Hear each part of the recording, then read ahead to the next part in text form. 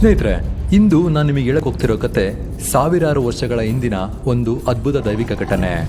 ಇಬ್ಬರು ಪುರುಷರ ಸಮ್ಮಿಲನದಿಂದ ಹುಟ್ಟಿದ ಒಬ್ಬ ಪುಟ್ಟ ಕಂದ ರಾಕ್ಷಸಿ ಸಂಹಾರಕ್ಕಾಗಿ ಜನಿಸಿ ರಾಜಕುಮಾರನಾಗಿ ಬೆಳೆದು ಚಿಕ್ಕ ವಯಸ್ಸಿನಲ್ಲೇ ವೈರಾಗ್ಯ ಪಡೆದು ದೈವಿಕ ಮಾರ್ಗವನ್ನು ಆರಿಸಿಕೊಂಡ ಕತೆ ಇದು. ಯಾವ ದೇವಾಲಯದಲ್ಲಿ ದೀಪ ಹಚ್ಚುವುದಕ್ಕಿಂತ ಮೊದಲು ಭಕ್ತರು ತಮ್ಮ ದೇಹವನ್ನು ದಂಡಿಸಿ ಮನಸ್ಸನ್ನು ಏಕಾಗ್ರತೆಗೊಳಿಸಿ ಆತ್ಮವನ್ನು ಶುದ್ಧೀಕರಿಸಿದ ನಂತರವೇ ದೇವರ ದರ್ಶನವನ್ನು ಪಡೆಯುತ್ತಾರೋ ಆ ದೈವದ ಕಥೆ ಇದು. ಈ ವಿಡಿಯೋನ ಕೊನೆ ತನಕ ನೋಡಿ. ಇಷ್ಟ ಆದರೆ ಲೈಕ್ ಮಾಡಿ, ಶೇರ್ ಮಾಡಿ, ಸಬ್ಸ್ಕ್ರೈಬ್ ಮಾಡ್ಕೊಳ್ಳಿ. ಕೃತಯುಗದ ಕಾಲದಲ್ಲಿ ರಾಕ್ಷಸ ಕುಲದ ರಾಜನಾದ ರಂಭಾಸುರನಿಗೂ ಮತ್ತು ಶ್ಯಾಮಲ ಅನ್ನೋ ಎಮ್ಮೆ ಶಿರದ ರಾಕ್ಷಸಿಗೂ ಒಂದು ಮಗು ಜನಿಸುತ್ತೆ. ಆದರೆ ಜನಿಸಿದ ಮಗುವು ಇತ್ತ ಸಂಪೂರ್ಣ ಮಾನವ ರೂಪವನ್ನು ಪಡೆಯದೆ, ಇತ್ತ ಸಂಪೂರ್ಣ ಎಮ್ಮೆ ರೂಪವನ್ನು ಪಡೆಯದೆ ಎಮ್ಮೆ ಮುಖದ ಮಾನವ ದೇಹವನ್ನು ಹೊಂದಿದ ಅಸುರನಾಗಿ ಜನಿಸ್ತಾನೆ. ಈತನಿಗೆ ಮಹಿಷಿ ಅನ್ನೋ ಸಹೋದರಿ ಕೂಡ ಇರ್ತಾಳೆ. ತುಂಬಾ ಶಕ್ತಿಶಾಲಿಯಾಗಿದ್ದ ಈತ ಭೂಮಂಡಲವನ್ನೆಲ್ಲ ಜಯಿಸಿ ದೇವಲೋಕಕ್ಕೂ ಲಗ್ಗೆ ಇಟ್ಟಿರ್ತಾನೆ. ಲಕ್ಷ್ಮಿ, ಸರಸ್ವತಿ, ಪಾರ್ವತಿಯನ್ನೂ ಸಹ ತನ್ನ ದಾಸಿಯರನ್ನಾಗಿ ಮಾಡಿಕೊಳ್ಳೋ ಹಂಬಲ ಹೊಂದಿರ್ತಾನೆ. ಆದರೆ ಅದು ಅಷ್ಟು ಸುಲಭದ ಮಾತಾಗಿರಲಿಲ್ಲ. ಹಾಗಾಗಿ ಕೈಲಾಸಕ್ಕೆ ಹೋಗಿ ಶಿವನ ನಾಮಸ್ಮರಣೆ ಮಾಡುತ್ತಾ ತನ್ನ ಶಿರವನ್ನೇ ಕತ್ತರಿಸಿ ಶಿವನಿಗೆ ಅರ್ಪಣೆ ಮಾಡ್ತಾನೆ. ಇವನ ಭಕ್ತಿಯನ್ನು ಮೆಚ್ಚಿದ ಶಿವ, ನಿನಗೇನು ವರ ಬೇಕೋ ಕೇಳಿಕೋ ಎಂದಾಗ ಆತ, ತ್ರಿಲೋಕದಲ್ಲಿರುವ ಯಾವ ಪುರುಷರಿಂದಲೂ ಸಹ ನನಗೆ ಸಾವು ಬರಬಾರದು, ಬ್ರಹ್ಮ ವಿಷ್ಣು ಅಷ್ಟೇ ಏಕೆ ನಿಮ್ಮಿಂದಲೂ ಸಹ ಸಾವು ಬರಬಾರದು ಎಂಬ ವರವನ್ನು ಪಡಿತಾನೆ. ಈಗಾಗಲೇ ಸರ್ವಲೋಕವನ್ನು ಜಯಿಸುವ ಆಕಾಂಕ್ಷೆ ಹೊಂದಿದ್ದ ಈತನಿಗೆ ಈ ವರದಿಂದ ಈತನ ಗುರಿ ಇನ್ನೂ ಹತ್ತಿರವಾಗತೊಡಗುತ್ತೆ. ಈತ ಸರ್ವಲೋಕವನ್ನೂ ಸಹ ಜಯಿಸಿ ದೇವಾದಿ ದೇವತೆಗಳನ್ನೇ ನಿರಾಶ್ರಿತರನ್ನಾಗಿ ಮಾಡ್ತಾನೆ. ಇದರಿಂದ ಕಂಗಾಲಾದ ದೇವಾದಿ ದೇವತೆಗಳು ವಿಷ್ಣುವಿನ ಬಳಿ ಹೋಗಿ ತಮ್ಮ ಅಳಲನ್ನು ತೋಡಿಕೊಂಡಾಗ ವಿಷಯ ತಿಳಿದ ವಿಷ್ಣುವು ಕ್ರೋಧಿತಗೊಳ್ತಾನೆ. ಆಗ ಆತನ ಕಣ್ಣಿನ ಜ್ವಾಲೆಯಿಂದ ಒಂದು ದಿವ್ಯ ಶಕ್ತಿ ಹೊರಬಂದು ಮಹಿಳೆಯ ರೂಪ ಪಡೆಯುತ್ತೆ. ಇದನ್ನು ಕಂಡ ದೇವಾದಿ ದೇವತೆಗಳೆಲ್ಲ ಸಂತೋಷಗೊಂಡು ಆಕೆಗೆ ತಮ್ಮ ಶಕ್ತಿ ಮತ್ತು ಶಸ್ತ್ರಾಸ್ತ್ರಗಳನ್ನೆಲ್ಲ ದಾರೆ ಎರೆದು ಮಹಿಷಾಸುರನ ವಧೆ ಮಾಡಲು ಕಳುಹಿಸುತ್ತಾರೆ. ಅಂತೆಯೇ 9 ದಿನ 10 ರಾತ್ರಿ ನಡೆದ ಈ ಯುದ್ಧದಲ್ಲಿ ಮಹಿಷಾಸುರನ ಸಂಹಾರವಾಗುತ್ತೆ. ತನ್ನ ಅಣ್ಣ ಮಹಿಷಾಸುರನ ಸಾವಿನ ವಿಷಯ ತಿಳಿದ ಮಹಿಷಿಯು ತುಂಬಾ ಕ್ರೋಧಿತಗೊಳ್ತಾಳೆ. ದೇವತೆಗಳು ಕುತಂತ್ರಿ ಬುದ್ಧಿ ಉಪಯೋಗಿಸಿ ನನ್ನ ಅಣ್ಣನನ್ನು ಕೊಂದಿದ್ದಾರೆ. ಕೇವಲ ಒಂದು ಹೆಣ್ಣು ನನ್ನ ಅಣ್ಣನ ಸಾವಿಗೆ ಕಾರಣವಾದಳೆ. ಅವರನ್ನು ಸುಮ್ಮನೆ ಬಿಡುವುದಿಲ್ಲ. ನನ್ನ ಅಣ್ಣನ ಸಾವಿನ ಪ್ರತೀಕಾರವನ್ನು ತೀರಿಸಿಯೇ ತೀರುತ್ತೇನೆ ಎಂದು ಸೃಷ್ಟಿಕರ್ತ ಬ್ರಹ್ಮದೇವನನ್ನು ಒಲಿಸಲು ಕಠೋರ ತಪಸ್ಸನ್ನು ಮಾಡಲು ಶುರು ಮಾಡ್ತಾಳೆ. ಇದನ್ನು ಕೊಂಡ ದೇವತೆಗಳು ಹೆದರಿ ಆಕೆಯ ತಪೋಭಂಗ ಮಾಡಲು ಪ್ರಯತ್ನಿಸುತ್ತಾರೆ. ಆದರೆ ಮಹಿಷಿಯು ಅದನ್ನೆಲ್ಲ ಮೆಟ್ಟು ನಿಂತು ಕೊನೆಗೂ ಬ್ರಹ್ಮನನ್ನು ಒಲಿಸಿಯೇ ಬಿಡ್ತಾಳೆ. ಆಕೆಯ ಭಕ್ತಿಗೆ ಒಲಿದ ಬ್ರಹ್ಮನು, ನಿನಗೇನು ವರ ಬೇಕೋ ಕೇಳಿಕೋ ಎಂದಾಗ ನನಗೆ ಸಾವೇ ಬರಬಾರದು ಎಂಬ ವರವನ್ನು ಬೇಡ್ತಾಳೆ.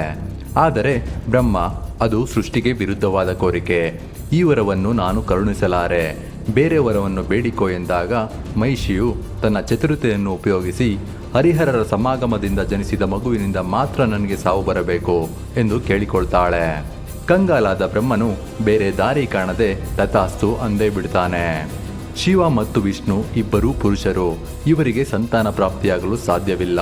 ಇನ್ನೆಲ್ಲಿ ನನಗೆ ಸಾವು, ನಾನು ಅಜರಾಮರ ಎಂದು ಮಹಿಷಿಯು ಬೀಗ ತೊಡಗುತ್ತಾಳೆ. ವರವನ್ನು ಪಡೆದ ಕೂಡಲೇ ತನ್ನ ಅಣ್ಣನ ಪ್ರತೀಕಾರ ತೀರಿಸಿಕೊಳ್ಳಲು ಭೂಲೋಕವನ್ನೆಲ್ಲ ನಡುಗಿಸತೊಡಗುತ್ತಾಳೆ. ಭೂಲೋಕದಲ್ಲಿದ್ದ ಬಲಾಢ್ಯರನ್ನೆಲ್ಲ ವಧಿಸಿ ಸ್ವರ್ಗಲೋಕಕ್ಕೆ ಕಾಲಿಡುತ್ತಾಳೆ. ಮೋಜಿನ ಅಮಲಿನಲ್ಲಿದ್ದ ಇಂದ್ರಾದಿ ದೇವತೆಗಳು ವಿಷಯ ತಿಳಿದು ಆಕೆಯ ಕ್ರೋಧಕ್ಕೆ ಬಲಿಯಾಗುವ ಬದಲು ಸ್ವರ್ಗಲೋಕವನ್ನೇ ಬಿಡೋಣ ಎಂದು ಸ್ವರ್ಗಲೋಕವನ್ನು ತೊರೆದು ವಿಷ್ಣುವಿನ ಬಳಿ ಹೋಗ್ತಾರೆ. ಸ್ವಾಮಿ, ಮಹಿಷಿಯ ಕಾಟ ದಿನದಿಂದ ದಿನಕ್ಕೆ ಹೆಚ್ಚಾಗುತ್ತಿದೆ. ನಮ್ಮ ಬಲ ಅವಳ ಮುಂದೆ ಹುಲ್ಲುಕಡ್ಡಿಗೆ ಸಮವಾಗಿದೆ. ಆಕೆಯ ವರವೇ ನಮಗೆ ಶಾಪವಾಗಿದೆ ಎಂದು ತಮ್ಮ ಅಳಲನ್ನು ತೋಡಿಕೊಳ್ತಾರೆ. ಇದನ್ನು ಕೇಳಿದ ವಿಷ್ಣು ಶಾಂತವಾಗೇ ಉತ್ತರಿಸುತ್ತಾ, ದೇವತೆಗಳೇ, ಚಿಂತಿಸಬೇಡಿ, ಅವಳ ವರದಲ್ಲೇ ಅವಳ ಅಂತ್ಯ ಅಡಗಿದೆ. ಬ್ರಹ್ಮನ ಆಶೀರ್ವಾದದ ಹಿಂದೆ ದೈವಿಕ ಯೋಜನೆ ಇದೆ. ಮಹಿಷಿಯ ಪಾಪದ ಕೊಡ ತುಂಬಿದೊಡನೆ ಆಕೆಯ ಅಂತ್ಯ ಸಮೀಪಿಸುತ್ತದೆ ಎಂದು ಉತ್ತರಿಸುತ್ತಾನೆ. ಇಂದ್ರಾದಿ ದೇವತೆಗಳು ವಿಷ್ಣುವಿನ ಉತ್ತರದಿಂದ ಸಮಾಧಾನಗೊಂಡರೂ ಮಹಿಷಿಯ ಪಾಪದ ಕೊಡ ತುಂಬುವವರೆಗೂ ನಾವು ನಿರಾಶ್ರಿತರಾಗೇ ಇರಬೇಕೆ ಎಂಬ ಕಳವಳವನ್ನು ವ್ಯಕ್ತಪಡಿಸತೊಡಗುತ್ತಾರೆ. ಆಗ ನಾರದರು ಅವರನ್ನು ಸಮಾಧಾನಪಡಿಸಿ ಒಂದು ಉಪಾಯವನ್ನು ಹೂಡಿ ಮಹಿಷಿಯ ಬಳಿ ಹೋಗಿ, ನೀನು ಈಗಾಗಲೇ ಇಂದ್ರನನ್ನು ಗೆದ್ದಿರುವೆ. ಈಗ ಅವನಿಗೆ ಸ್ವರ್ಗಲೋಕವನ್ನು ಬಿಟ್ಟು ನಿನ್ನ ಪರವಾಗಿ ಆಡಳಿತ ನಡೆಸಲು ಅವಕಾಶ ಮಾಡಿಕೊಡು. ನಿನಗೆ ಮನಸ್ಸಾದಾಗ ಬಂದು ಇವರನ್ನೆಲ್ಲ ದಂಡಿಸಿ ನಿನ್ನ ಕೋಪವನ್ನು ತೀರಿಸಿಕೋ ಎಂದು ಆಕೆಯೊಡನೆ ಸಂಧಾನ ಮಾಡಿಸುತ್ತಾನೆ. ಈ ದೇವತೆಗಳಿಗೆ ಶಕ್ತಿ ಬರುವುದೇ ಈ ಋಷಿಮುನಿಗಳು ಮಾಡೋ ಯಜ್ಞಯಾಗಾದಿಗಳಿಂದ. ಹಾಗಾಗಿ ನೀನು ಆ ಯಜ್ಞಗಳನ್ನು ಭಂಗ ಮಾಡು.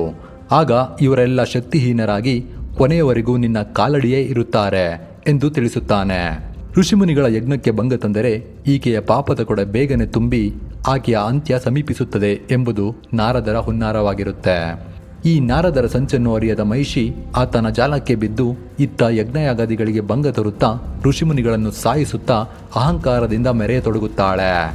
ಈ ಹಿಂದೆ ಸತ್ಯಯುಗದ ಅಂತ್ಯದಲ್ಲಿ ಅಮರತ್ವ ಪಡೆಯಲೆಂದು ದೇವಾದಿದೇವತೆಗಳು ಮತ್ತು ರಾಕ್ಷಸರು ಸಮುದ್ರ ಮಂಥನ ಮಾಡಿದಾಗ ಅದರಿಂದ ಹೊರಹೊಮ್ಮಿದ ಅಮೃತವನ್ನು ವಿಷ್ಣುವು ತನ್ನ ಚತುರತೆ ಉಪಯೋಗಿಸಿ ಮೋಹಿನಿ ಅವತಾರ ತಾಳಿ ರಾಕ್ಷಸರಿಗೆ ದಕ್ಕದ ಹಾಗೆ ಮಾಡಿರುತ್ತಾನೆ.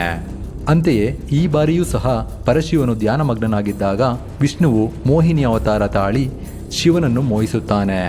ಆಕೆಯ ಮೋಹದ ಪಾಶಕ್ಕೆ ಸಿಲುಕಿದ ಶಿವನು ಆಕೆಯೊಡನೆ ಮಿಲನಗೊಳ್ಳುತ್ತಾನೆ. ಆ ಅದ್ಭುತ ಶಕ್ತಿಗಳ ಸಂಗಮದಿಂದ ಒಂದು ದೈವಿ ಶಕ್ತಿ ಹೊರಬರುತ್ತೆ. ಮಗುವಿನ ರೂಪದಲ್ಲಿದ್ದ ಈ ಶಕ್ತಿಯ ಕಣ್ಣುಗಳಲ್ಲಿ ಸೂರ್ಯನ ಜ್ವಾಲೆ, ಹೃದಯದಲ್ಲಿ ಪ್ರಕೃತಿಯ ಶಾಂತಿ, ಮುಖದಲ್ಲಿ ಚಂದ್ರನಂತ ಮೃದುತನ ಎದ್ದು ಕಾಣ್ತಿರುತ್ತೆ. ಆ ಮಗುವನ್ನು ಕಂಡ ದೇವತೆಗಳಿಗೆ ಒಂದು ಹೊಸ ಭರವಸೆ ಮೂಡುತ್ತೆ. ಶಿವ ಮತ್ತು ವಿಷ್ಣುವಿನ ಸಮ್ಮಿಲನದಿಂದ ಜನಿಸಿದ ಈ ಮಗುವಿಗೆ ಹರಿಹರ ಪುತ್ರ ಎಂದು ಹೆಸರಿಸಿ ಆ ಮಗುವಿಗೆ ಆಶೀರ್ವಾದಿಸಿ ಭೂಲೋಕಕ್ಕೆ ಕಳುಹಿಸಿಕೊಡುತ್ತಾರೆ. ಹೀಗೆ ಒಂದೊಮ್ಮೆ ಪಾಂಡಲಂ ಕುಲದ ರಾಜ ರಾಜಶೇಖರ ಬೇಟೆಯಾಡಲು ಅರಣ್ಯದಲ್ಲಿ ಸುತ್ತಾಡುತ್ತಿದ್ದಾಗ ಆತನಿಗೆ ಈ ಮಗು ದೊರಕುತ್ತೆ. ಕುತೂಹಲಗೊಂಡ ಈತ ಆ ಮಗುವನ್ನು ತೀಕ್ಷ್ಣವಾಗಿ ನೋಡಲಾಗಿ ಆತನ ಬಳಿ ಬಂದ ಒಬ್ಬ ಋಷಿಮುನಿಯು ಆತನಿಗೆ ಹೇಳ್ತಾರೆ, ರಾಜಶೇಖರ, ಈ ಮಗು ದೈವಿಕ ಶಕ್ತಿಯಾಗಿದೆ. ಇದನ್ನು ಅರಮನೆಗೆ ತೆಗೆದುಕೊಂಡು ಹೋಗು. ಕತ್ತಲಾಗಿರುವ ನಿನ್ನ ಅರಮನೆ, ನಿನ್ನ ಮನಸ್ಸು ಎರಡೂ ಬೆಳಕಾಗುತ್ತೆ. ಈತನಿಗೆ 12 ವರ್ಷವಾದ ನಂತರ ಜಗತ್ತಿಗೆ ಇವನ ಮಹಿಮೆ ತಿಳಿಯುತ್ತೆ. ಈತನನ್ನು ನಿನ್ನ ಮಗುವಿನಂತೆ ಬೆಳೆಸು. ಇದು ಲೋಕಕ್ಷೇಮಕ್ಕಾಗಿ ಜನಿಸಿದ ಕೂಸು ಎಂದು ಹೇಳುತ್ತಾರೆ. ಇದರಿಂದ ಸಂತೋಷಗೊಂಡ ಈತ ತನಗೂ ಮಗುವಿಲ್ಲದ ಕಾರಣ ಆ ಮಗುವನ್ನು ಅರಮನೆಗೆ ಹೊಯ್ತಾನೆ. ಆ ಮಗುವು ಕೊರಳಲ್ಲಿ ಒಂದು ದಿವ್ಯವಾದ ಮಣಿಯನ್ನು ಹೊಂದಿದ್ದರಿಂದ ಅದಕ್ಕೆ ಮಣಿಕಂಠ ಎಂದು ಹೆಸರಿಡ್ತಾನೆ. ತುಂಬಾ ಪ್ರೀತಿಯಿಂದ ಧರ್ಮ ಮಾರ್ಗವಾಗಿ ಸತ್ಯದ ಪರವಾಗಿ ಬೆಳೆಸ್ತಾನೆ.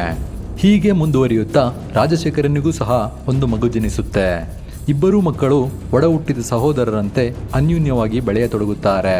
ರಾಜಶೇಖರನು ಋಷಿಮುನಿಗಳ ಸಲಹೆಯಂತೆ ಶಿಕ್ಷಣಾಭ್ಯಾಸ ಮಾಡಿಸಲು ಇಬ್ಬರೂ ಮಕ್ಕಳನ್ನು ಆಶ್ರಮಕ್ಕೆ ಕಳುಹಿಸಿಕೊಡುತ್ತಾನೆ. ಆಶ್ರಮದಲ್ಲಿ ಮಣಿಕಂಠನನ್ನು ಕಂಡ ಗುರುಗಳಿಗೆ ಈತನ ತೇಜಸ್ಸಿನ ಹಿನ್ನೆಲೆ ಅರ್ಥವಾಗತೊಡಗುತ್ತೆ. ಬಿಲ್ವಿದ್ಯೆ, ಖಡ್ಗಯುದ್ಧೆ, ಶಾಸ್ತ್ರ, ಪುರಾಣಗಳಂತಹ ಸಕಲ ವಿದ್ಯೆಗಳಲ್ಲೂ ಸಹ ಪಾರಂಗತ್ಯವನ್ನು ಪಡೆದ ಮಣಿಕಂಠ ಗುರುಕುಲದಲ್ಲೇ ಬೆಳೆದು ದೊಡ್ಡವನಾಗುತ್ತಾನೆ. ಕೊನೆಗೆ ಕಲಿಸಿದ ವಿದ್ಯೆಗೆ ಗುರುದಕ್ಷಿಣೆ ನೀಡಲು ಹೋದಾಗ ಅದನ್ನು ನಿರಾಕರಿಸಿದ ಗುರುಗಳು, ನಿನಗೆ ಗುರುದಕ್ಷಿಣೆ ನೀಡಬೇಕೆಂದಿದ್ದರೆ ನನ್ನ ಕುರುಡ ಮತ್ತು ಮೂಕ ಮಗನಾದ ಸರ್ವೋತ್ತಮನ ಜಡಸ್ಥಿತಿಯನ್ನು ಸರಿಪಡಿಸು ಎಂದು ಬೇಡುತ್ತಾರೆ.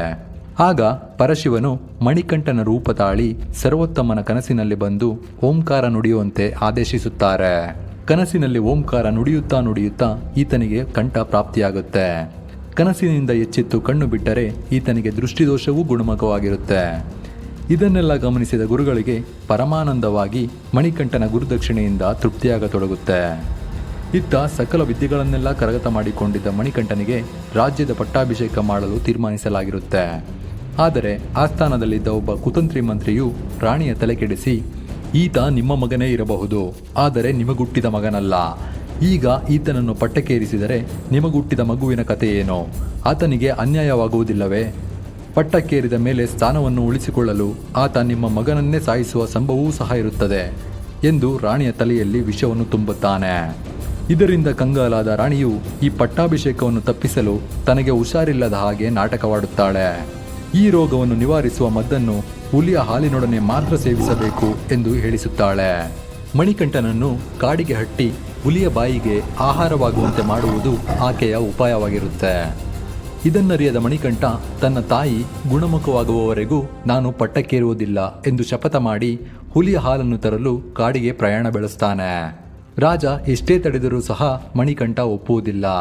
ಹಾಗಾಗಿ ಈತನ ಹಠಕ್ಕೆ ಕಟ್ಟುಬಿದ್ದ ರಾಜ ಬೇರೆ ದಾರಿ ಕಾಣದೆ ಈತನ ಯಾತ್ರೆಗೆ ಅನುಕೂಲವಾಗುವಂತೆ ಬಿಲ್ಲು ಬಾಣಗಳನ್ನು ಮತ್ತು 2 ಬುತ್ತಿಗಳನ್ನು ನೀಡಿ, ಒಂದು ಬುತ್ತಿಯಲ್ಲಿ ತೆಂಗಿನಕಾಯಿ, ಬೆಲ್ಲ, ಅಕ್ಕಿ, ಧಾನ್ಯಗಳು, ತುಪ್ಪದಂತಹ ಆಹಾರ ಸಾಮಗ್ರಿಗಳನ್ನು ಮತ್ತು ಇನ್ನೊಂದು ಬುತ್ತಿಯಲ್ಲಿ ಆತನಿಗೆ ಬೇಕಾದ ವಸ್ತುಗಳನ್ನು ನೀಡುತ್ತಾನೆ. ಇದನ್ನೇ ಇಂದು ಇರುಮುಡಿ ಎನ್ನಲಾಗುತ್ತಿದೆ. ಇದನ್ನೆಲ್ಲ ತಲೆ ಮೇಲೆ ಕಟ್ಟಿಕೊಂಡ ಮಣಿಕಂಠ ಕಾಡಿನ ಮಧ್ಯಕ್ಕೆ ತಲುಪುತ್ತಾನೆ. ಹುಲಿಗಾಗಿ ಶೋಧ ಮಾಡ್ತಿರ್ತಾನೆ. ಇತ್ತ ಮಹಿಷಿಗೆ ದೇವತೆಗಳ ಹುನ್ನಾರ ಅರ್ಥವಾಗತೊಡಗುತ್ತೆ. ಈಗಾಗಲೇ ಹರಿಹರನಿಗೆ ಪುತ್ರ ಜನಿಸಿದ್ದಾಗಿಯೂ ಆತ ಸಕಲ ವಿದ್ಯೆಗಳಲ್ಲಿಯೂ ಸಹ ಪ್ರಾವೀಣ್ಯತೆಯನ್ನು ಪಡೆದಿದ್ದಾಗಿಯೂ ಆತನಿಂದಲೇ ಈಕೆಗೆ ಸಾವು ಸಮೀಪಿಸುತ್ತಿರುವುದಾಗಿಯೂ ಇದರಿಂದ ತಪ್ಪಿಸಿಕೊಳ್ಳಲು ಅಮರತ್ವ ಪಡೆಯಲು ಅಮೃತವನ್ನು ಸೇವಿಸುವುದೊಂದೇ ಮಾರ್ಗ ಎಂದು ಅರಿತ ಈಕೆ ಅಮೃತದ ಸ್ಥಳವನ್ನು ತಿಳಿದುಕೊಳ್ಳಲು ದೇವಲೋಕಕ್ಕೆ ಪ್ರಯಾಣ ಬೆಳೆಸುತ್ತಾಳೆ. ಇದನ್ನರಿತ ನಾರದ ಮುನಿಗಳು ಕಾಡಿನಲ್ಲಿ ಅಲೆದಾಡುತ್ತಿದ್ದ ಮಣಿಕಂಠನ ಮುಂದೆ ಪ್ರತ್ಯಕ್ಷನಾಗಿ ಆತನ ಹುಟ್ಟಿನ ರಹಸ್ಯವನ್ನು ತಿಳಿಸಿ, ನೀನು ಈಗಲೇ ದೇವಲೋಕಕ್ಕೆ ಹೋಗು, ಆಕೆ ಅಮೃತವನ್ನು ಕುಡಿಯುವ ಮುನ್ನ ಆಕೆಯನ್ನು ಸಂಹರಿಸು ಎಂದು ತಿಳಿಸುತ್ತಾರೆ. ಇತ್ತ ಮಹಿಷಿಯು ಇಂದ್ರಾದಿ ದೇವತೆಗಳಿಗೆ ಹಿಂಸಿಸುತ್ತಾ ಅಮೃತವನ್ನಿಟ್ಟಿರುವ ಸ್ಥಳದ ಮಾಹಿತಿಯನ್ನು ಕೇಳುತ್ತಿರುತ್ತಾಳೆ. ಅದೇ ಸಮಯಕ್ಕೆ ಅಲ್ಲಿಗೆ ಬಂದ ಮಣಿಕಂಠನು ಈಕೆಯೊಡನೆ ಭೀಕರ ಯುದ್ಧ ಮಾಡುತ್ತಾನೆ. ಮಹಿಷಿಯ ಬಲ, ಆಕೆಯ ವರ ಈತನ ಮುಂದೆ ಯಾವುದೂ ನಡೆಯುವುದಿಲ್ಲ. ಮಣಿಕಂಠನು ಈಕೆಯ ಮೇಲೆ ಬಾಣದ ಮಳೆಗೆರೆದು ಆಕೆಗೆ ಘಾಸಿ ಮಾಡುತ್ತಾನೆ. ಇದರಿಂದ ಕೋಪಗೊಂಡ ಮಹಿಷಿಯು ಈತನ ಮೇಲೆ ದಾಳಿ ಮಾಡುತ್ತಾಳೆ. ಆದರೆ ಕಂಗೆಡದ ಮಣಿಕಂಠನು ಈಕೆಯನ್ನು ಎತ್ತಿ ಭೂಲೋಕಕ್ಕೆ ಎಸೆಯುತ್ತಾನೆ. ಭೂಮಿಗೆ ಬಿದ್ದೊಡನೆ ಪ್ರಾಣ ಬಿಟ್ಟ ಮಹಿಷಿಯ ನಿಜರೂಪ ಹೊರಗೆ ಬರುತ್ತೆ. ಲೀಲಾವತಿ ಎಂಬ ಹೆಸರಿನ ಈಕೆ ಕಾವಲ ಋಷಿಯ ಮಗಳಾಗಿ ಹುಟ್ಟಿ ಮಹಾ ತಪಸ್ವಿಯ ಕೈ ಹಿಡಿದು ಅಜ್ಞಾನದಿಂದ ಪತಿಯೊಡನೆ ಕಾಮಾಂಧಳಾಗಿ ನಡೆದುಕೊಂಡು ಆತನ ತಪಸ್ಸಿಗೆ ಅಡ್ಡಿ ಮಾಡಿದ ಕಾರಣ ಶಾಪಗ್ರಸ್ತಳಾಗಿ ರಾಕ್ಷಸಿ ಜನ್ಮ ಪಡೆದಿದ್ದ ಈಕೆಗೆ ಮಣಿಕಂಠನ ಸ್ಪರ್ಶದಿಂದ ಮುಕ್ತಿ ದೊರಕುತ್ತೆ. ಆಗ ಮಣಿಕಂಠನು ಆಕೆಯನ್ನು ಆಶೀರ್ವಾದಿಸಿ, ಇನ್ನು ಮುಂದೆ ನೀನು ಮಾಳಿಗೆ ಪುರತಮ್ಮ ಎಂದು ಪ್ರಸಿದ್ಧಳಾಗಿ ನನ್ನ ಸನ್ನಿಧಿಯಲ್ಲೇ ನೆಲೆಸಿ ಭಕ್ತರ ಪೂಜಾ ಗೌರವಗಳನ್ನು ಸ್ವೀಕರಿಸಿ ಅವರ ಕಷ್ಟಗಳನ್ನು ಪರಿಹರಿಸು ಎಂದು ಆದೇಶಿಸುತ್ತಾನೆ. ನಂತರ ಮಹಿಷಿಯ ಮುಷ್ಟಿಯಿಂದ ಬಿಡುಗಡೆ ಪಡೆದ ಇಂದ್ರನು ಮಣಿಕಂಠನ ಸಾಹಸಕ್ಕೆ ಧನ್ಯನಾಗಿ ತಾನೇ ಹೆಣ್ಣುಹುಲಿಯಾಗಿ ಮಾರ್ಪಾಡಾಗಿ ಮಣಿಕಂಠನನ್ನು ತನ್ನ ಬೆನ್ನ ಮೇಲೆ ಕೂರಿಸಿಕೊಂಡು ಅರಮನೆಯತ್ತ ಹೆಜ್ಜೆ ಹಾಕುತ್ತಾನೆ. ಈ ದೃಶ್ಯವನ್ನು ಕಂಡ ದೇವಾದಿದೇವತೆಗಳು ಸಂತೋಷದಿಂದ ಇವರ ಮೇಲೆ ಪುಷ್ಪಾರ್ಚನೆ ಮಾಡುತ್ತಾರೆ. ಹೀಗೆ ಹೋಗುವ ದಾರಿಯಲ್ಲಿ ಶಬರಿ ಎಂಬ ಮುದುಕಿಯು ಬಹಳ ವರ್ಷಗಳಿಂದ ಹರಿಹರರ ದರ್ಶನಕ್ಕಾಗಿ ತಪಸ್ಸು ಮಾಡುತ್ತಿರುತ್ತಾಳೆ. ಈತನನ್ನು ಕಂಡ ಆಕೆಗೆ ಈತನ ತೇಜಸ್ಸು ನೋಡಿ ಈತ ಹರಿಹರ ಸುತನೆ ಎಂದು ಅರ್ಥವಾಗತೊಡಗುತ್ತೆ.